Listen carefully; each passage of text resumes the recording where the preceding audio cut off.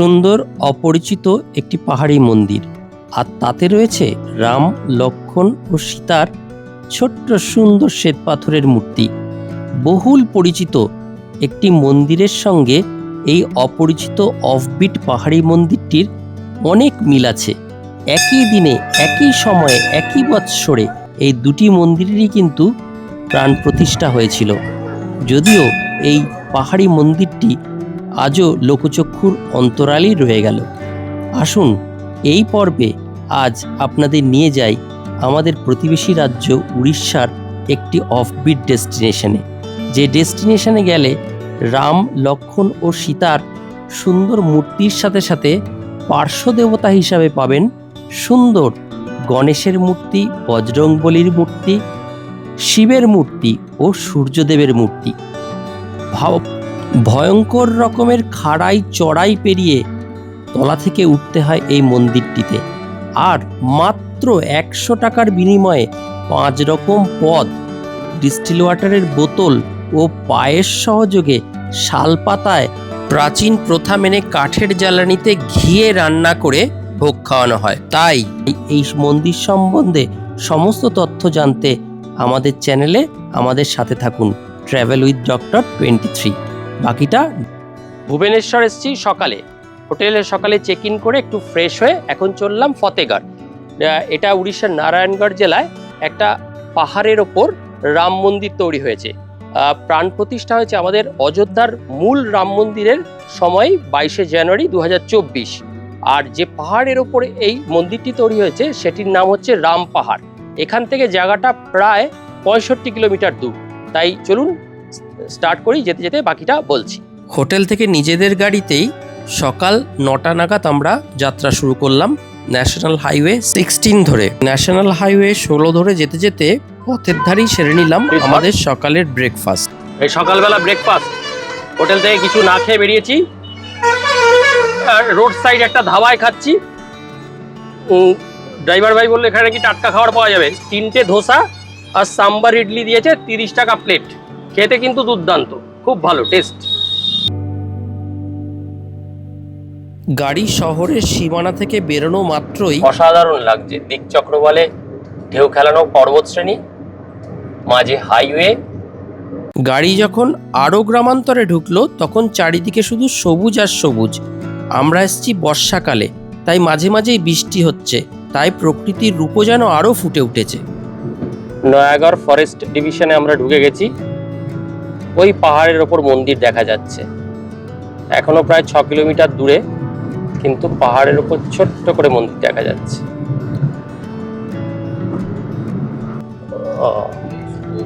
এই চড়াই উঠা শুরু হলো, তাই তো? পুরো পাহাড়ের চড়াই, ঘন জঙ্গল।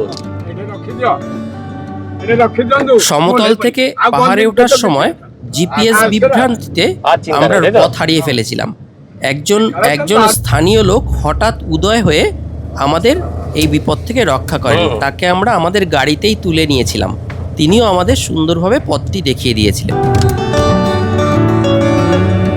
আসলে জায়গাটি উড়িষ্যার অত্যন্ত প্রত্যন্ত এলাকায়, তাই আগে থেকে ঠিকমতো কোনো গাইডলাইন না পাওয়ায় আমরাও বিভ্রান্ত হয়ে গেছিলাম। যাই হোক, তলার থেকে অসম্ভব সতর্কতার সাথে বৃষ্টি স্নাত রাস্তা চড়াই বেয়ে বেয়ে উঠতে লাগলাম, আর অসম্ভব দক্ষতার পরিচয় দিতে লাগলো আমার ড্রাইভার সাহেব রঞ্জিত দা। যেহেতু আমাদের অটো গিয়ার গাড়ি, তাই অটো গিয়ার ঠিকমতো কাজ না করায় ম্যানুয়াল গিয়ার শিফটিংয়ে আমাদের গাড়িটা চালাতে হয়েছিল। আর ওপরে উঠে যে সুন্দর মন্দিরটি দেখলাম, আর সেখান থেকে সমতলের দৃশ্য, সাথে দূরে পাহাড়ের ওপর মেঘের আনাগোনা, আর দূরে মহানদীর যে শোভা দেখলাম, সেটা জীবনেও ভুলবো না। কল্পনাও করতে পারিনি এত সুন্দর দৃশ্য ওপর থেকে আমাদের জন্য অপেক্ষা করে রয়েছে।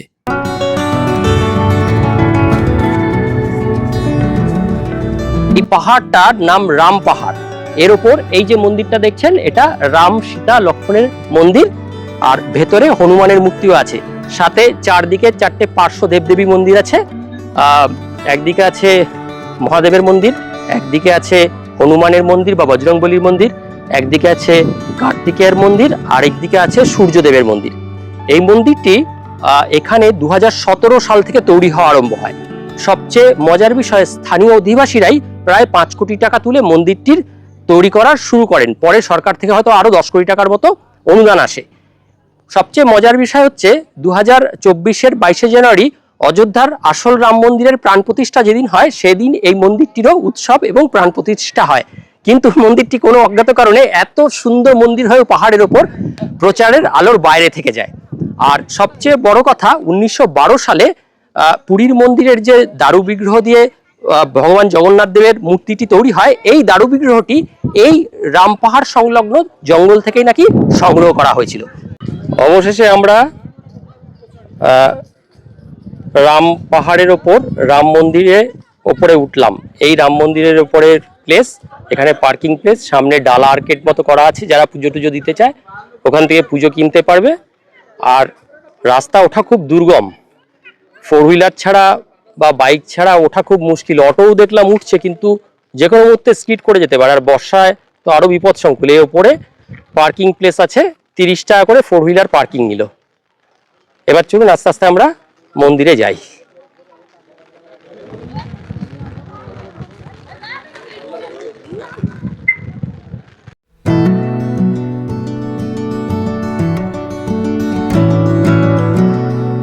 ডালা আর্কেড থেকে আমরাও পুজোর ডালা কিনে নিলাম।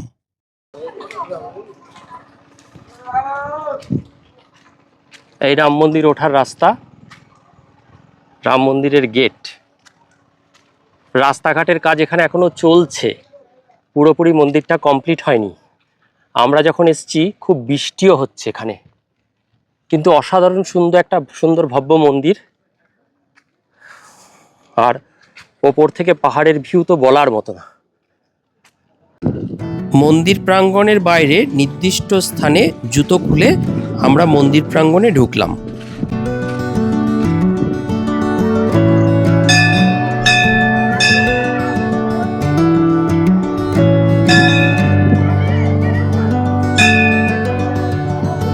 এই মূল মন্দিরটি রাম, লক্ষ্মণ ও সীতা দেবীর 3 জনের শ্বেতপাথরের সুন্দর মূর্তি এই মন্দিরের ভেতরে শোভা পাচ্ছে। পুরো মন্দিরটি স্যান্ডস্টোনে তৈরি এবং পুরো মন্দির জুড়ে বিভিন্ন দেবতা, দেবী ও বিভিন্ন পৌরাণিক উপাখ্যান এগুলো খোদাই করা রয়েছে। আর এই উড়িষ্যা শৈলীর মন্দিরটি দেখে আমার বারবার মনে হয়েছে মন্দিরটি যেন উড়িষ্যার বিখ্যাত জগন্নাথ মন্দিরের শৈলীতেই তৈরি।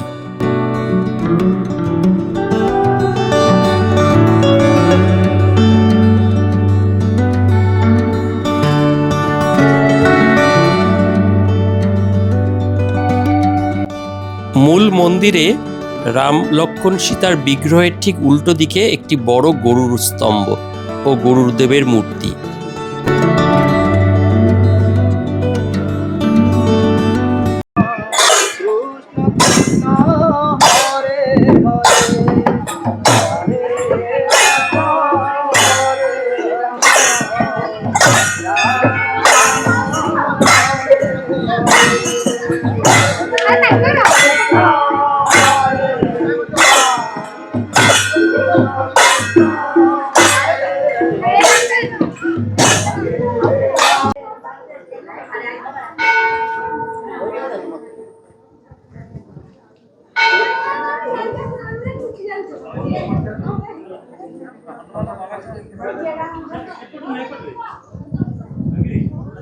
সারা মন্দির জুড়েই বেলে পাথরের ওপর বিভিন্ন কারুকার্য ও দেবদেবীর মূর্তি খোদাই করা আছে। এখানে আপনাদের একটা ইনফরমেশন দিই, মন্দির কিন্তু 12টা থেকে 2টো অবধি বন্ধ থাকে ভোগ নিবেদন ও দেবতার বিশ্রামের জন্য। মূল মন্দিরের বিগ্রহ দেখার পর আমরা গেলাম চারপাশে এর পার্শ্ব দেবতাদের দেখতে। এইভাবে আমরা একে একে 4টি মন্দির পরিক্রমা করলাম।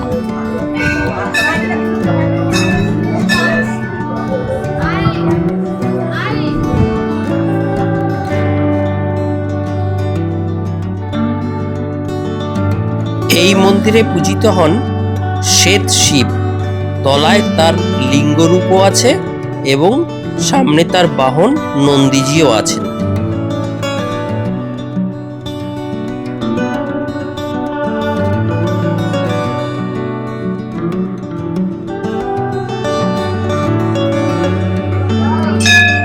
এটা বজরংবলী হনুমানজির মন্দির, পার্শ্ব দেবদেবীর মধ্যে অন্যতম। শ্রীরামজির পার্শ্ব দেবদেবীর মধ্যে বজরংবলী হনুমানের মূর্তি।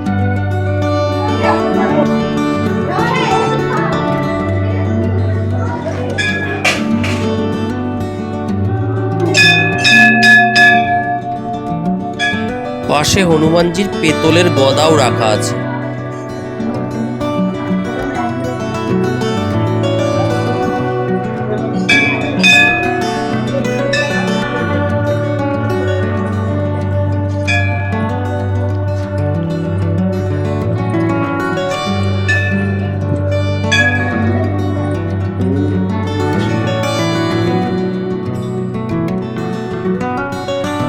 এই মন্দিরে পূজিত হন সূর্যদেব।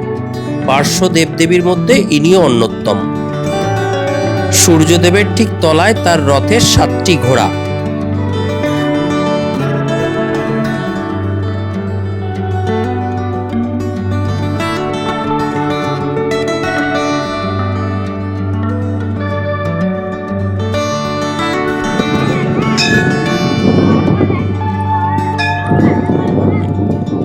এটি হোম যজ্ঞ কুণ্ড। মন্দির কমপ্লেক্সের মধ্যে হবন যজ্ঞ এগুলো করা হয়। এগুলো একদম সুন্দরভাবে করা আছে। যখন যজ্ঞ করা হবে তখন এর মধ্যেই করা হবে। এর মধ্যে দেখি আমার বোনের বর 3টি প্রসাদের কুপন সংগ্রহ করে এনেছে। ভোগের কুপন কেটে নিলাম 100 টাকা করে কুপন। এই মহারাজের কাছ থেকে কেটে নিলাম। আছে অন্ন আছে, ডালমা আছে, খट्टा আছে, খিরি और बेसन और साग मुगु और एक वाटर बोतल 100 रुपया। पेट भरने के खाना और कुछ। খাওয়ার বন্দোবস্ত মূল মন্দিরের বাইরে এই নির্মীয়মান মন্দির কমপ্লেক্সে। এখানে হাত ধুয়ে পাত পেরে বসে খাওয়ার ব্যবস্থা আছে। 12:30 থেকে ভোগ অন্নপ্রসাদ দেওয়া হয়।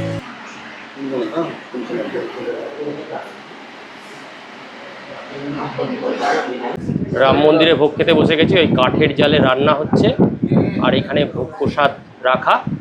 100 টাকা করে টিকিট কেটে খুব সুন্দর ব্যবস্থা। এই আমরা বসেছি ভোগ খেতে নিচে। এই আমি, আমার বন্ধু, বোনের জামাই অলোক আর এই যে রঞ্জিত দা এখন ভোগ দেবে আমাদের। অলোক বললো এখানে ভোগ পাওয়া যাচ্ছে, আমরা জানতাম না। বললো ভোগের কুপন কেটে আনলো আর এখন আমাদের ভোগ দেবে। কোনটা? ও, রাম মন্দিরে আমরা খেতে বসেছি। শালপাতা, তার মধ্যে খাবার দিয়েছে, একটা জলের বোতল দিয়েছে, ভাত, ডাল, সবজি, এটা চাটনি, এটা পায়েস আর এটা একটা সবজি। আচ্ছা, এটাকে কি বলে? এটা 100 টাকা। ডাল ফ্রাই। ডাল ফ্রাই। ও, এটা ডাল ফ্রাই। এই দাদা বলে দিল আমাদের এটা ডাল ফ্রাই। এটা ডাল, ওটা বেসন, এটা শাক, টক। আর ওটা কি? ওটা খিরি। ও, সুন্দর ব্যবস্থা। আচ্ছা,